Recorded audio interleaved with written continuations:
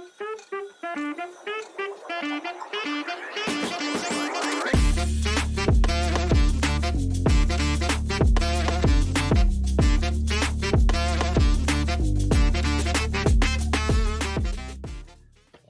right. Well, welcome to another episode of the Digital Recruiter Podcast. I'm your host, Clark Wilcox, and I am super excited about today's guest. He was one of the first people I ever worked with in terms of helping an agency on LinkedIn and kind of learning, how to get the most out of LinkedIn. He's built a super successful agency. We were both in the SoCal Aerotek region around the same time. He is a LinkedIn content rock star now as an agency owner and recruiter on LinkedIn. Dante, Nino. Dante, thanks for being here, man. That's a big introduction right there. Yeah. Well, and your company, Tiello, I forgot. I can't neglect that. But, I was looking right at the hat and I didn't say it. So, Yeah, dude, thanks for being here, man. no, of course. I know we go way back from our Aerotek days, Yeah. the agency there. Then I know you started your company. I started my company. We worked together, and yeah, it's been a few years. It's nice. It's nice seeing us grow together here. Well said. I think that's been the coolest part is I remember I think like 3 years ago now introducing you and Simon, Jason. It's like some of the automation pieces and hey, could it work for our industry? And I know just in conversations I had, it was before Digital Recruiter, I was like, I think this plus some content could really go big. And then I started my company. I talked to you guys about it. And then I think we all just started posting around the same time. Yeah, And it's just been, you guys have taken off and I think just the really proven kind of the hypothesis I had, which is I think you could have an agency of around 10 people look like an agency of 1,000 if you hmm do it right on LinkedIn. And I think that's what you guys have accomplished. So I'm excited to dive in and kind of talk about all that. But maybe why don't we give some background for the listeners, like how you got into this industry? yeah. I landed in recruiting. I had no idea what recruiting was, just like most people that land in recruiting. Yeah. As a college graduate, I had an internship for I was majoring in finance. I wanted to be like a stockbroker, something in finance, a financial analyst. And I was doing an internship through Northwestern Mutual. And through the connections and people that I met there, I had a person that go into a recruiting agency say, hey, would you consider becoming a recruiter? I'm like, well, what is that? So, what do you do? He's like, well, we connect people with companies. It's a commission based. You also get a base salary and everything. I was like, sure, I'll interview them. I went into it. I got the job, and yeah, I never looked back. It was quite interesting getting to learn it. The first year was tough, but I saw a lot of success very quickly there. Yeah. You mentioned that the first year is tough, and I don't just want to gloss over that because it's easy to look at all the success you've had now, but yeah, that first year in recruiting, yeah, talk to because you guys had a tough territory. You were building up a new office up there, hmm right, in that area. Like, yeah, what were some of the kind of those initial challenges that you faced? Yeah, no, no, no. Yeah, of course, I forgot you remember the office and Oh everything. yeah, I oh feel yeah. like we're both working there. Yeah, yeah. We're in Bakersfield, California, so it was Aerotek's a big, renowned agency, and they had a lot of temp companies there that were small mom and pops. So trying to break into that territory where people have been working there for years and have those long-term partnerships and relationships, it's hard when a big, renowned name is coming to town and trying to take over those accounts. So it took a while. But when you're working with a big firm like Aerotek, you have endless resources to be able to capitalize and recruit and go out there. So that was one big advantage that they had. But I know we did struggle with people that had agencies and just had real life, relationships with people. They shook hands. They've been there for years. They became friends. Like trying to steal that business was really tough, and sometimes we were not successful there. So it did take a couple years to kind of start taking some of the market share there. Once Aerotek was trying to get established there, and that's what made it tough for us too as recruiters, trying to get to break in there. So I tell people also all the time, like that SoCal market when you're selling Aerotech, commercial, light industrial, really whatever, it's really hard with the margins. Our burdens were higher than some companies' total markups, right? Yeah. As you're trying to do that and break the relationship, because people ask like, well, how do you figure this piece of it out with the approach and the relationship? I'm like, go go work at Aerotek, right? In the Mhm. SoCal region, try to sell. Like that's how you have to figure it out because there's Mhm. no other way to Yeah. survive. What were some of the things that you guys found kind of worked or were key in kind of winning over those relationships?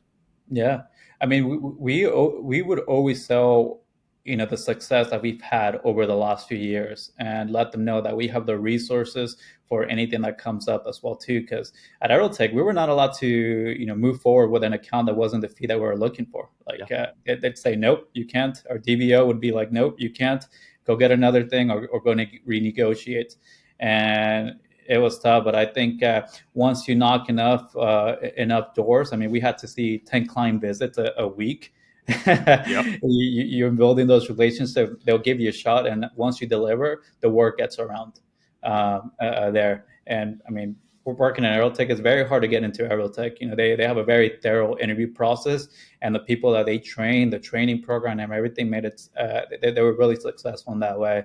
yeah. But after knocking so many doors, you'll get one or two accounts. You show them what you got, and the work kind of spreads around there. But you always have to keep your quality high there. Yeah, and I think it's important. Like, I want you to, I want you to share that because people are going to click on your profile. They don't know you. They're going to see your LinkedIn. They're going to see all the posts that have blown up and like, oh, he's like got it easy. But like, I know the grind because I know. Hmm. I mean, there's a grind in an established office. You guys Hmm. were opening up a new one, a tough market. You earned the stripes. Like, there's a Hmm. big piece of that, and something that's come up recently because 2021, 2022 was sometimes Rex and money was falling out of the sky there. And a lot of Hmm. people in 2023 were like, well, what went wrong with our Hmm. eight? It's like, well, if you don't haven't seen this cycle, if you haven't had that grind, like you don't appreciate how good those years were, Hmm.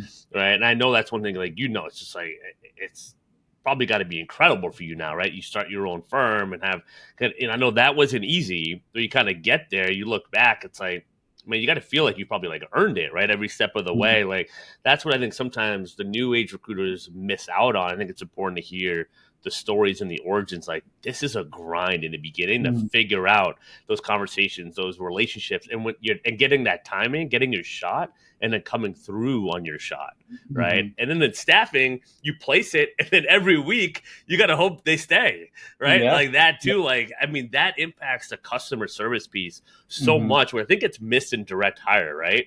It's Hmm. like, all right, we placed it, we're good. You and me, we're probably ingrained. Like, okay, we got to do first day check, first week, Yeah. 30 days, 60 days, 90 days, right? Hmm. Like, I'm sure Yeah. some of those habits have been impactful, like for your own firm. Hmm. Yeah, it's not easy. I mean, even when we interview new recruiters, we let them know like it's going to be tough. The first year is going to be tough. You're going to get thrown a lot of curveballs. You're going to work really hard, and you're not going to see much success. Yeah. But trust me, if you keep up with it, you do what we teach you, what we coach you on, and you're persistent. There's resilience there. 6 months to a year, you'll start seeing some reward there. Then after that, is you'll become successful. But breaking into new territories, trying to find new clients, and trying to do the recruiting as well too, then establish those relationships and keep up in touch with those candidates. It's a lot of work. It's a lot of work. That's why agencies and recruitment companies have such high turnover right now. It's, Yeah. people think that they could just kind of come in, do a few things, automating systems and everything, and not work hard. It's not going to work. It's not going to work for them. Absolutely. And so it sounds like you vet hard in the beginning, right? I know Airtech, we were always on a 3 month probation, right, to begin. And I think, in our program, we start with a 90-day thing, kind of, I think, in that same model. Like, here's the approach. And like at the end of 90 days, like, you should be able to get some wins, but like more like you should see the trajectory of where this could take you, Mm-hmm. right? And I think that's always made sense to me. But it sounds like the evolution of that being, I always tell people in the beginning, like it's going to take a full year to like Mm-hmm. really know how to move all these levers that we're going to Mm-hmm. teach you. So it sounds like you kind of have the same expectation. Like, okay, the first year, like just focus on the process. Like the results will come, but Mm-hmm. you got to be process focused. So is that like more of the aim and kind of how you set up like metrics and reviews? Because that's a question a lot of owners have is like, how do I know and when? Like, what's the how long should the leash be? in a Mhm. sense. Yeah, I think it depends. If you bring in, so most recently now, since now we're an established firm, we're in our fifth year. We offer benefits, 401k. We're able to attract better talent now, meaning that we recruit from other agencies that have recruiters that have been working there for 3, 4, 5 years now. If we bring in someone like that, it's going to be different than a newcomer. A newcomer takes way longer, but for the people that have experience, at least 2 years of experience, we give them 90 days, and we let them know what the expectations are on a weekly to monthly, 60 days and 90 days. And for 90 days, as a hire, we need a hire, by those 90 days. But we will set like expectations of what we need on a minimum basis. Like, every day, 1 hour, you do BD, and this is how you do BD. This is how you get new clients. This is how you combat objections. Then we role play, we practice, and we pitch. We role play, practice, and pitch. Role play, practice, and pitch until they can't get it wrong, and we kind of keep going from there. Once they make their first placement, they get their first 100K quarter. We kind of get back. We're there to support, but we're always providing professional development for them as well too. But we have those standards for people that have experience. Now, if you're a new recruiter and have a sales background, possibly, maybe we like to hire some people that have that construction industry experience, but we could teach the sales and the recruitment background as well too. It's going to take us about 9 months to a year to make some money out of them, Yeah. because it's they have to learn the recruiting process, they have to learn the technology, then they have to learn the business development side. So for them, the first 90 days is like, hey, we're going to teach you the recruiting process, how to recruit, how to find people, how to talk to people, and help us recruit on some of the current roles that we have there. Then if you get success, maybe 6 months, we'll start coaching you and training you on the business development side. Then we'll get through the full recruiting process. But we've seen it takes 9 to 12 months for those people to kind of get up and running. But I do like hiring those individuals because they tend to stay longer with us. They show loyalty, and they're very hard. And maybe 1 out of 2, maybe 1 out of 3 will work. But that's kind of what you have to do. It's a lot of work. But if you have a good training program and you have good recruiters that they can kind of coach and back off, it works a lot better. I I love that approach with the sales piece. I actually had one client tell me she talked to an owner that they have no metrics for their new salespeople for a year. It's just like go out, set meetings, process, learn it. It's in terms of like how much they bring in or whatever. It's like go out and get meetings, learn everything. Like don't worry about that fear of like that commission breath. Like go out and Mhm. learn to do it the right way. Get the reps in, as you said, kind of right role play. Practice pitch, like that whole piece, like over and over. It does. It's realistic. And that's what it takes to learn all the Mhm. different nuances to make sense of all the feedback or lack of feedback that you Yep. get, or contracts that are sent that are then you're ghosted, and then you get contracts that are signed. Like that's just a real experience. And as you're doing that with learning tools and the recruiting and maybe building up some content, all that, like by the end of that year, you could be dynamic with a full Yep. day. And if you have that patience, like as you said, that loyalty, why would they go anywhere else? Who else is showing that type of investment? Right? Mhm. Very minimal. I mean, I know in the agency world, it's very minimal, Yeah. right? It's the digital, recruiter clients and a few other companies, right? It's Mhm. really it. And so that is huge, right? And that is Mhm. what like recruiters are looking for. But it goes both ways too. That person also has to show the commitment, but you're giving them a way different experience than that they're probably ever used to, and that's going to Mhm. help you reveal, like, as you said, like who's actually going to be rise to the top, who's going to be the 102, one of the 103. Uh, Mhm. that's awesome. So let's scale back. We kind of jumped into kind of what you guys are currently doing, but I'm curious because a lot of people are that listen. You at Aerotek, how did you? I mean, you leave there. How did you come to start your own firm? Yeah. So I worked for Aerotek for about a year, and I saw a lot of success the first year. But like I said, we worked hard. I loved Aerotek. We had a good team. Everyone works hard. We all were pushing each other. It was friendly competitiveness, and it was a great time. But I got poached to be a corporate recruiter, and I got like a 30% raise on my base salary with some commissions and opportunity to travel. Yeah, And I was it's like, like well, see that's ya. pretty cool. Yeah. Yeah. I was living in Vegas at the time too. I'm like, yeah, like I'm down to travel and recruit and a nice a nice bump in pay. Like I would not mind it. So Yeah. I made the move, and I enjoyed the corporate world. It was fun, but I saw how much money I was saving the company, how much and how much time I was putting in. And I was just like, wow, like I like this, but I don't feel fulfilled. I like the agency side better. I like big placements. I like chasing things. I like doing different things and just being content, being a corporate recruiter, working on some recs and getting a little bit of commission there. And then It's yeah. yeah, then me and my now business partner, who's my roommate, Simon, were sharing a 3 bedroom apartment with another roommate of ours, and I was just telling him like, dude, like I'm saving this much money for my company. This is how many placements I'm bringing them, and blah blah blah. I was like, dude, like, well, why don't we start a recruitment company? I was like, honestly, I don't know how, but we could figure it out. And then for like for almost like a year, we just saved a lot of money. I mean, our rent was like $300. I had no debt or anything, so I was just saving all my money to do that. And in the evenings, we were just looking how to start our agency, how to start getting an ATS platform and everything. Then after a few months, we're like, let's go all in, and we quit our jobs and kind of started the recruitment world there back in that was around like 2017, 18, and yeah, we never looked back since. I mean, the start at Aerotek, the start of that, another key topic that's come up over and over of like who makes it, who doesn't. People always ask me, who gets the most out of their program. The people that are all in. Like, it's almost the Hmm. people that burn the ships, quote unquote, right? Of Hmm. like, this has to work, and I will do whatever it takes to make this work.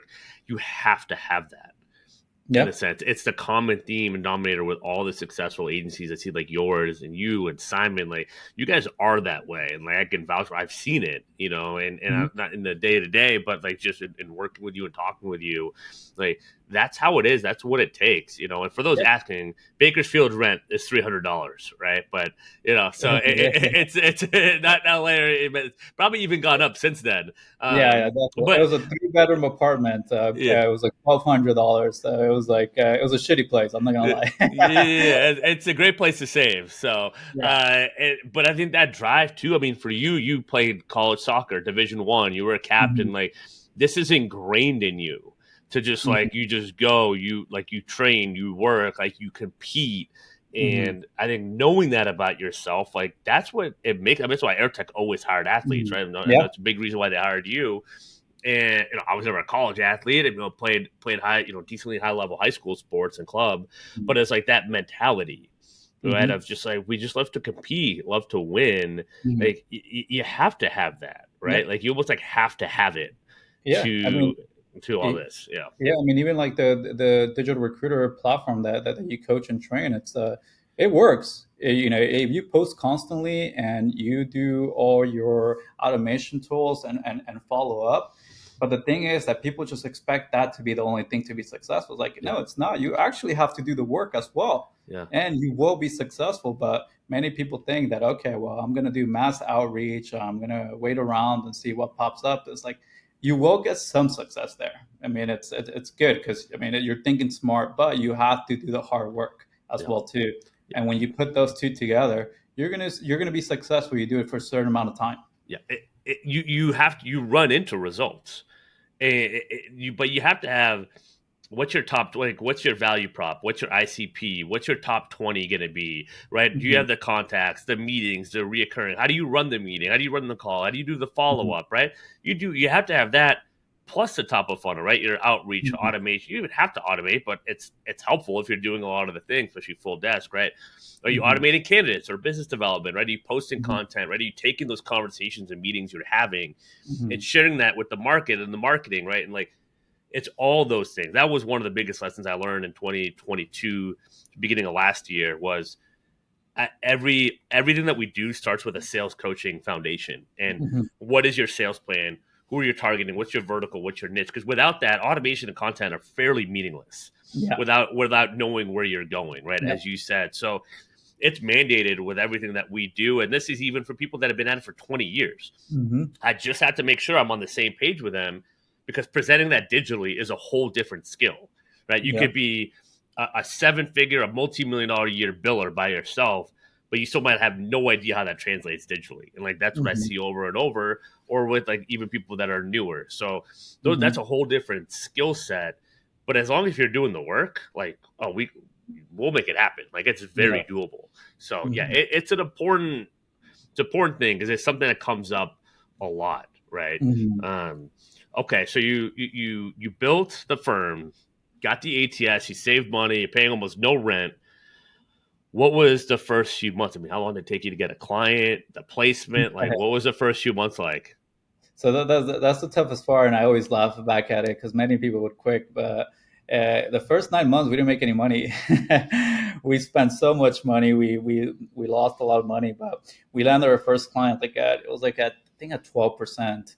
Out in LA, and we made like a 9K placement, and we thought this was the world. Like, oh my god, we just made $9,000. Like, this is insane. Blah blah blah. Then after that, we just started seeing a lot more success. We saw that we got one client, we started getting more business, we started filling more positions, we invested in better tools. And the second year, I mean, yeah, we did, I think, 400,000, just Simon and I. And we're what, 25-year-olds, so with minimal cost. Yeah, So yeah, it just kind of turned around. And after that, we hired our first three employees back in 2019 and kind of went on from there. yeah. But yeah. Persistence, man, persistence. I love that, and the 12%, the 9K, dude, that's so real. And I've been there myself with that. And Mhm. as I started digital recruiter, I made a few placements or Mhm. 5K here, 10K there. As I was training people, I'm like, this is sweet. Like it was Mhm. like bonus money, right? I was like recruiting on the side. I was like, this is amazing. Mhm. And making great placements and people that are still there. And it's like that's the fun part too. When you see that, you make good money, you see people stay, and you've done a good job. Like, all right, like I can double down on this, triple down, Mhm. and like got my shot and can do a good job. And like you earn your fees going up because I know now Mhm. you're not 12%. Oh I know no. half the time you're not even contingent anymore. So Mhm. it's like owning where you're at in the process, right? Don't worry about where Dante's at right now, right? But if you're starting out, like do what you can do.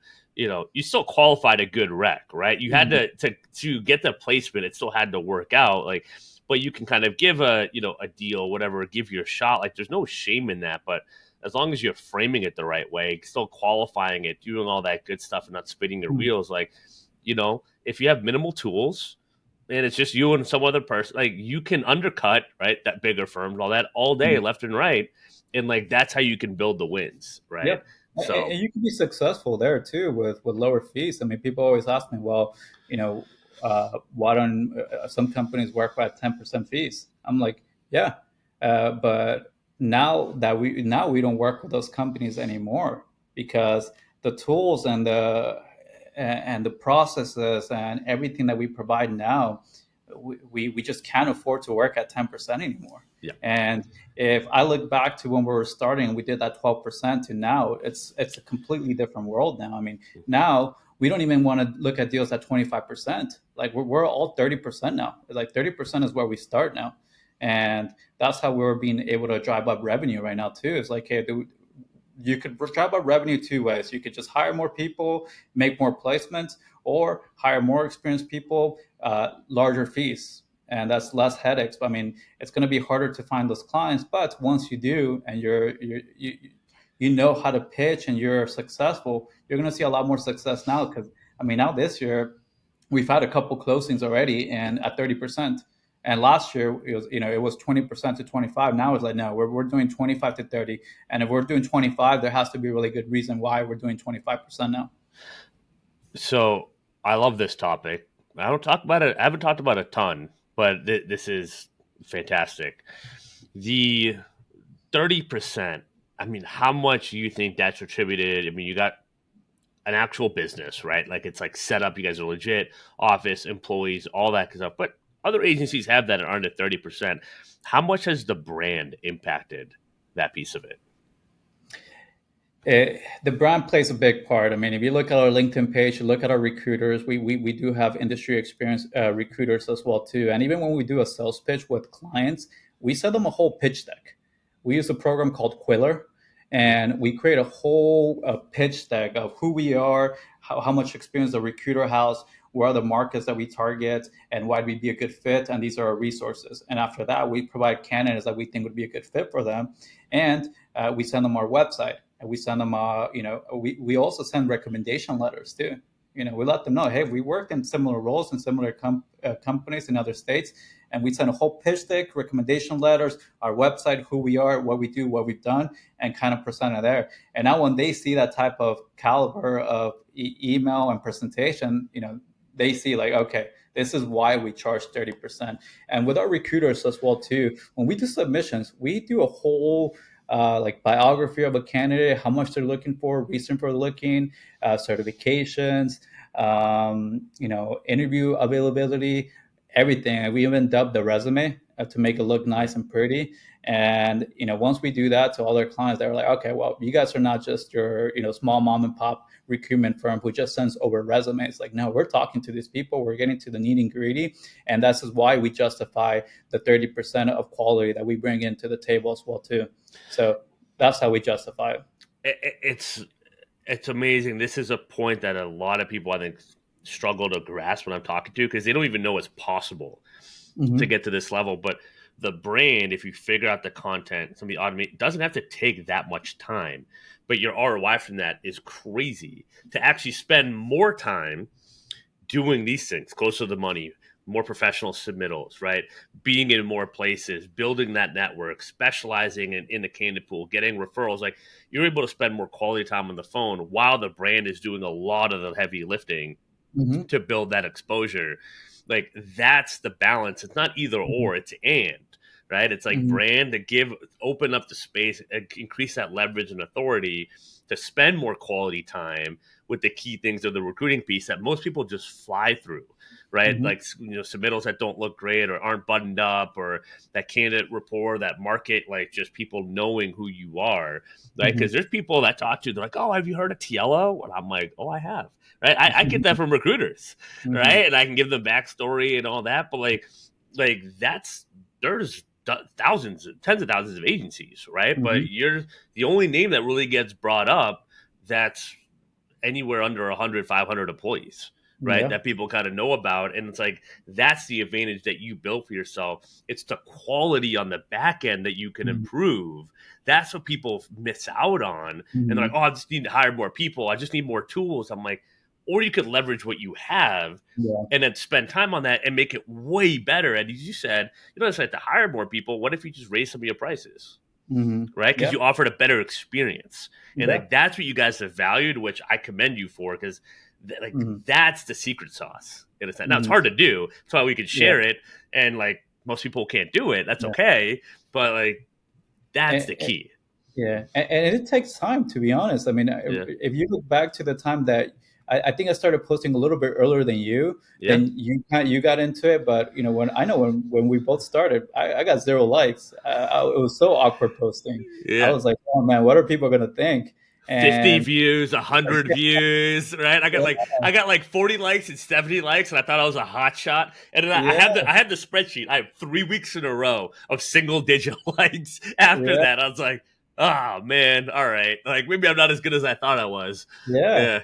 Yeah, and it's like that. Yeah, I mean, like I know our new recruiters is like, yeah, I just don't get enough traction. I'm like, hey, some of the clients that I've gotten never liked my posts. I didn't even know they were looking at my things. Like, and they reached out to me directly, but that's because I've been doing it for 4 years now. I've been Yeah. posting for 4 years now. It wasn't like this. And honestly, I saw the most success probably in the last year or so. The first 3 years were like, oh, they just saw who I was. And now I'm getting traction, but it takes time. It takes repetition. And I mean, I always look back at, what posts do better for me. And I always want to double down on what type of posts people want to see, where I could provide the most value as well too. Yeah. And now the best thing too, about being able to, I mean, I don't know if I told you, but I haven't done any new business development since like March of 2020. I believe it. Everything, yeah, Yeah. everything has been inbound, and now I give everything to my recruiters who are best for it. And a lot of retained searches that I get, and those I'm able to pitch. It's like, if you're coming to me, okay, well, how did you find me? How did you find us? Well, this is what we do, but we're at 30%. And they're coming out for us, and they don't really say anything, to be honest, because they see our brand, they see what we do, and they don't question it. Um, And I mean, and now what I've realized too, which is the best about branding and everything, is that I'm able to attract recruiters to our company. You Yeah. know, now I get a lot of them contacting me. Hey, Dante, I've seen your post for the past year and a half. Like, I can relate to a lot of those. Like, are you hiring by any chance? I've been in recruiting for 2 years, and I'm really looking for a shift. And I thought Tiello would be a great fit for me. I'm like, yeah, let's chat. It's a cheat code. I Yeah. had the exact conversation with someone last night whose owner, more traditional, cold calls, we'll just hire more people, right? We don't need help with content or automation. And then our people can figure it out.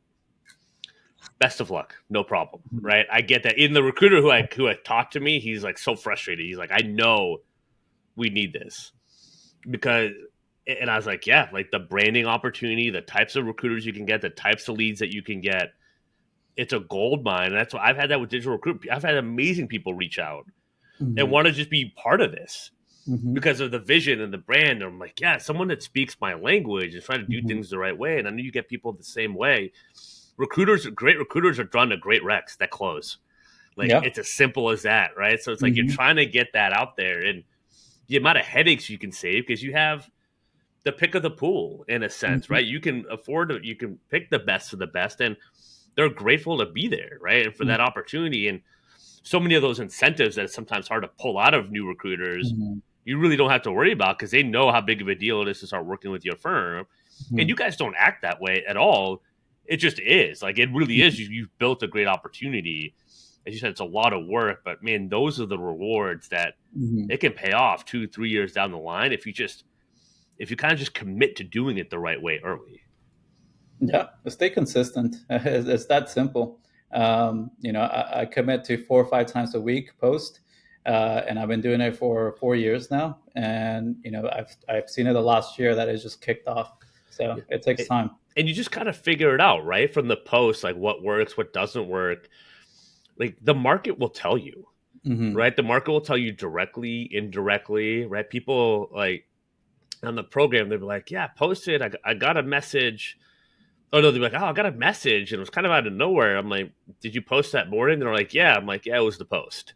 Like that's Yeah. what did it. They're not going to tell you it was the post. Mhm. Almost 9 out of 10 times, they'll never tell you. They might Yeah. say love your content, but sometimes they'll just get right to it. Hey, I need your help, right, and Yeah. all that stuff. Like they just skip right to it, and you're like, wait, what was it? Like, yep, it was your profile, it was your content, it was your consistency, and it was you hitting the pain points that are Hmm. relevant to them and talking about what's in it for them and their experience and not talking about yourself. Like it's Hmm. all those things.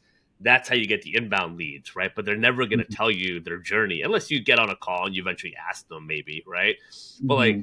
those are the different signs. I don't. Did you see any other signs or signals that you knew it was starting to work? It first started out with inbound business because Yeah. when I first started, I was trying to learn how to post and do content, but I started posting my jobs. I started posting what I see uh, in the industry. I started seeing like what I see as far as counter offers, just anything that I learned. I try to provide value there. Then a lot of I would connect with a lot of construction professionals too. So after that, I saw one started, hey, we need help with this, and you post on LinkedIn. Okay, great. Then I started with another one. Then it was every other week, and it just kind of started that way. But then after that, I realized I started pivoting away from the recruitment side and kind of more of the growing the firm now. And now my posts are more tailored towards recruiting because I Yep. want to attract recruiters to the company. But here and there, I still will get my inbound leads for the Yeah. construction industry and so on. That's. I want to talk about scaling a firm and kind of what the challenges you know, and you have goals and kind of how that looks like. But there's an interesting piece that to some people listening, one of the things Simon, I think, were concerned about when we first started working together was, hey, our people are really flaky. Like, we're not sure if they're on LinkedIn, right? And this is Hmm. before you started really posting, before you started doing much on there. Like, uh, and there's some validity, right? I mean, construction, a lot of phone calls, right? Maybe emails, but it's like you got to do that. But talk about what it meant to kind of have like a well-rounded outreach, like not just saying like, oh, there's nothing there, but like trying to take advantage methodically of each channel. Like what inspired you to do that? Like what does that meant for you? Because that's not something everyone would do, especially in this industry. Hmm. Yeah, I mean, I think for the type of market that we were looking into, it's a hit or miss on LinkedIn. Yeah. But we knew that the executives were on LinkedIn, and we kind of saw that as an opportunity, while no one else really did. I mean, I don't really see any other construction recruitment companies that do post or anything like that. So we figured we'd take a gamble on that, and I think traditional cold calling is great and it works. But if you do outbound, if you do automation tools as well too, if you combine all those and see what works best, then you start kind of pivoting and start doing that. And we started seeing that automation tools did work, but they did work if you do the follow-ups, and they did work if you stay consistent with it. If you send 1,000 follow-ups and you're not following up via call or anything like that, you might get lucky with one or two people that get back to you, but you could get even luckier if you contact all of those. Yeah. Like, you're going to get a lot more people getting back to you. You're going to get a lot more information there. And I think just having all those tools in your pocket definitely help you scale and kind of build a good recruitment business there. Yeah, the foundation of being really strong, and that's what we've been teaching is that multi-channel. Like LinkedIn is a starter. Like let's build the momentum with LinkedIn, but LinkedIn can turn your emails and calls from cold to warm. Right? Hey, Yep. connected on LinkedIn, or I saw you posted this, right? Or oh, this job posting you guys have, we just filled a search here. Like you've got a couple other candidates like we could talk about, right? Or just the different things. It gives you relevance in your emails Mhm. and calls, which is like the first thing you want to get to once you figure out your strategy. How can it be Mhm. as relevant as early as possible to this Mhm. prospect or to this candidate? And like that's kind of the missing link. And you guys saw early how all those channels can tie together.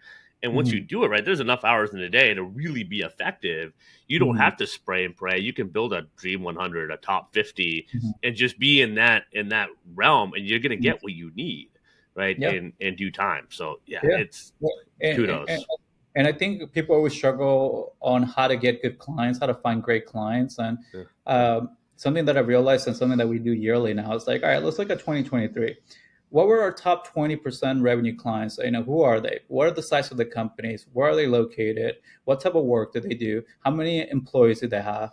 Then we kind of narrow it down. Then we start, okay, we want to build another Dream 100. Let's start with those companies. These are the companies that we see the most success now yep, with. And it gets easier and easier. yep, Once you narrow down your niche, now once you narrow down who you want to target, you just have to stay persistent with those. And some will tell you no, not yet, or to f off, but a couple months from now, you'll start getting them. And in agency recruiting, people think you need hundreds of clients. You don't. You don't. You need maybe 10 that are good to you, maybe 15, 20 that you could kind of pro market and so on. But you know I've had last year I had one of my good clients that I've had for 4 years, and they had me on a retainer for 20,000 for 12 months. Like, that's all I needed to kind of and I had a recruiter kind of helping me work on that, and it was on autopilot, and that was yeah, nice. That was just one client. yeah. So you could get it done with a few clients. You don't need hundreds of them. And they can be extremely happy because the amount of hires you probably made for them and what they saved on fees, like and all that stuff. But then they're happy with you. You're happy because it's in your niche. You have the candidate, you have the network, the partnership. Like it's just you're thinking so many steps ahead, but you're still also thinking what's the value for your client at the Hmm. same time. So you're doing that, then it can almost become easy, quote unquote. I don't like using that word, but it almost feels like it. As you said, it can feel like autopilot because you've done all the right work, right? You don't Yeah, have yeah. to chase on the back end.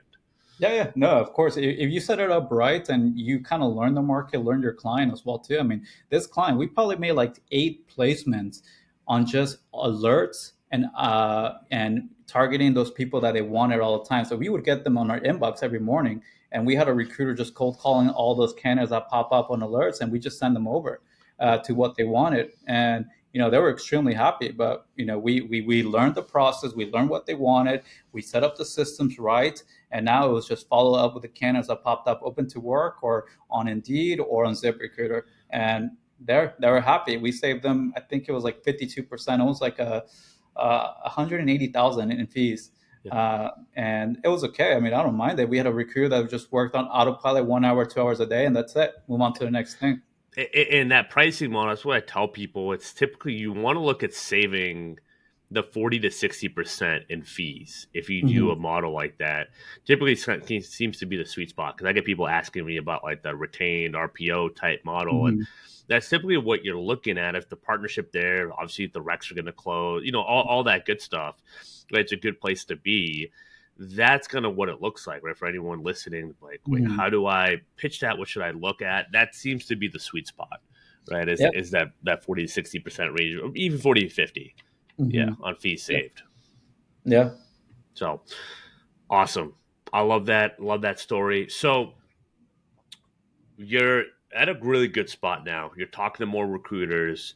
I know you're looking to kind of grow this thing. What's the vision? What are you guys trying to get to, and kind of what's that look like?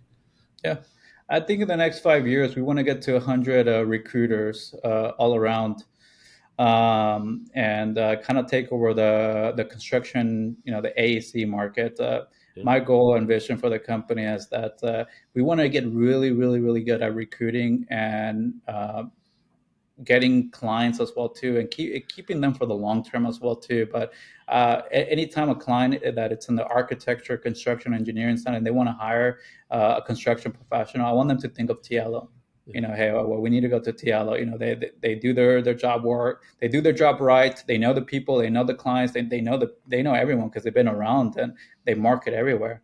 I think that'll be a good goal for me. I mean, for us, we want to create a really, really good training program for new recruiters coming in, but also be able to get recruiters that are experienced in other markets that need that branding behind them to become even more successful for them, yeah, and kind of bring them clients, bring them talent as well too. And I think the branding is going to be very important for us.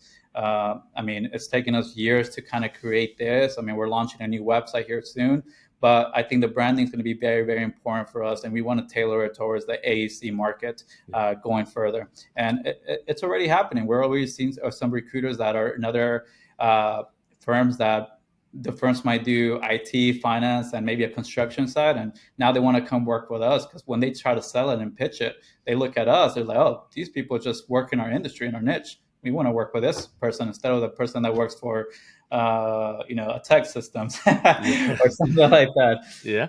Absolutely. I mean, it's because it's relevant, it's current, like you have your pulse on what's effective Hmm. in this decade, this day and age, and that's market that resonates, that's true, that's authentic.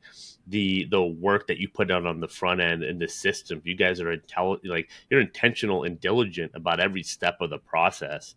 That's what I always like, respect and admired about you guys. Like, there was like a methodicalness to everything, and you hear it from the beginning of your story, right? With you and Simon, and 9 months to a placement, and saving up, like, just you're showing what that intentional approach over time can do. And people might race to the quick buck, or whatever else, and that's fine. But there's people listening to this want to do it this way. They want to do it the TLO way, right? And kind of trying to figure that out. So the fact that you're laying that blueprint, and those recruiters are coming to you in kind of in waves, in a sense. I mean, Hmm. that is a testament, and it's you're getting the fruits, right, of that labor.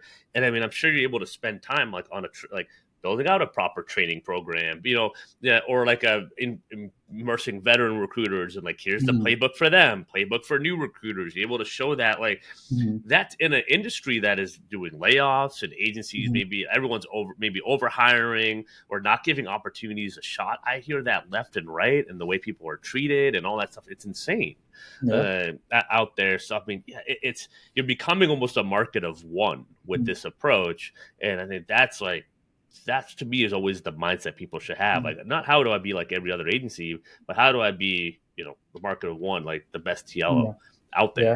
there. And the craziest part too, I mean, for anyone that's looking to do something similar, is like posting on LinkedIn is free. Yeah, There's no cost on there. yeah, It's literally free.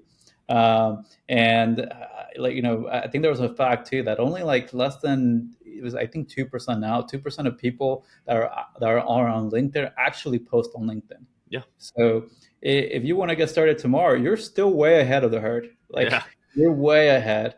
It's gonna take time. It will take time, and you're gonna have to get creative there. But I mean, you could do it. I mean, there's no excuse. It's free. Yeah, it's. I always say that it's free. I mean, if you can get caught up to speed and learn the ins and outs, right? If you follow Dante stuff or my stuff, or sign up for the digital recruiter program, we got of course all that. Like that's what we're trying to show you, and you can even just study the posts for free, right? Mine, Dante, like his team, like, and take note of like the emotions that they're capturing, right? It's not an AI copy and paste with a bunch of rocket emojis or anything Hmm. else. It's like capturing the heart, and it's coming from your experiences and what you see and who you talk to, like that. Like put in some of the work there to share those stories and capture the feeling. I always say, right? You can't predict the timing of someone's going to reach out to you, but you can capture that feeling over and over again of like, dang, like Dante hit the nail on the head again with like the interview Hmm. process or messing up an offer or getting ghosted or whatever else. Like you Hmm. can always do that. And if you're in the game talking to people and all that, like you get better with just like practicing, right? And Hmm. just publish it. It's like better published than perfect, right? Yeah. And just kind of keep it going. Yeah. You learn as you go. I mean, it's not going to be perfect in the beginning. Yeah. So, all right. Well, as we kind of wind it down, you mentioned about the contents posting for free. Any other kind of piece of advice for new owners or new producers or people kind of getting up and running? Like, what's kind of one or two pieces of advice you would give them? I would say if they want to get serious about growing an agency or on the content side or automation side, I mean, look at 3 to 5 people that you always see on and you want to get to, and pick and choose what you like and kind of mimic it a little bit. And after that, uh, you know, invest in yourself too. I know that when we're starting getting with you, it was a great help. It kind of opened up our eyes to kind of think differently, different ways and strategize. I think that's always a good thing. For me, even scaling a firm, we've had a lot of mentors as well too that we've invested in and has helped us scale the business. One of my best friends actually just sold a company and a recruitment agency, and he literally got me like 5 years ahead just by having the conversations with him. So I would say always connect and reach out to people that are currently doing it, just like yourself. And I think you'll get success there. But I mean, at the end of the day, it's still going to be hard. It's going to be hard. You're going to have some sleepless nights. But if it was easy, everyone would be doing it.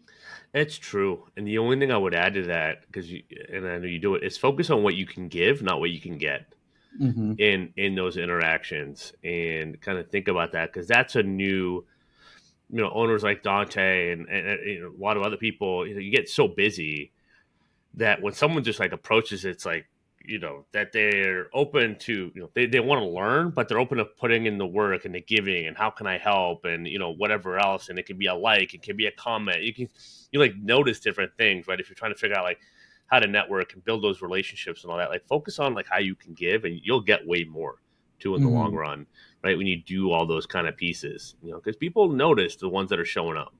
Hmm. Absolutely. Yeah. Uh, Awesome. Anything else we need to cover? I think we're good for now. Yeah, this was fun. I appreciate you, man. Yeah, well, we'll see where we're at in the next few years. I mean, it's crazy looking back into it. 3, 4 years from now, that we were just getting started and launching, and now we're over here creating content. I mean, the rise is crazy, right? I mean, for you guys, it's so cool to see the growth, and I see all the team posting and interacting and kind of building, the network and making a name for yourself. So yeah, that 100 recruiters I think will be here before you know it, and dude, I can't wait to just keep witnessing the growth, man, and talking and exchanging notes. And no, I just appreciate you and Simon, all Jason, all that so much, and appreciate you being on and sharing all the wisdom. This is a really, really, this is full of gems for anyone listening. Mhm. So yeah, you guys are doing the right way, and kudos to you, man. Yeah, thank you. So to you, man. Thanks, man. All right, well, that'll do it. See you next time on the episode. You can connect with Dante on LinkedIn, check out their website, make sure to follow him, right? Hit that bell, all that good stuff. You can reach out to him on LinkedIn. That'll be in the episode page. Give us the thumbs up, 5 stars, leave a review, all that good stuff. And Mhm. until next time, happy hunting, all.